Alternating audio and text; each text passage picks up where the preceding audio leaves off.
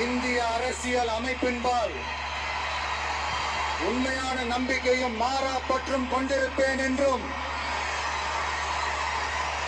இந்திய நாட்டின் ஒப்பில்லாத முழு முதல் ஆட்சியையும் உரிமையையும் நிலை நிறுத்துவேன் என்றும் தமிழ்நாட்டு அரசின் முதலமைச்சராக உண்மையாகவும் உளச்சான்றின்படியும் என் கடமைகளை நிறைவேற்றுவேன் என்றும் அரசியல் அமைப்பிற்கும் சட்டத்திற்கும் இணங்க அச்சமும் ஒருதலை சார்பும் இன்றி விருப்பு வெறுப்பை விலக்கி பலதரப்பட்ட மக்கள் அனைவருக்கும் நேர்மையானதை செய்வேன் என்றும் ஆண்டவன் மீது ஆணையிட்டு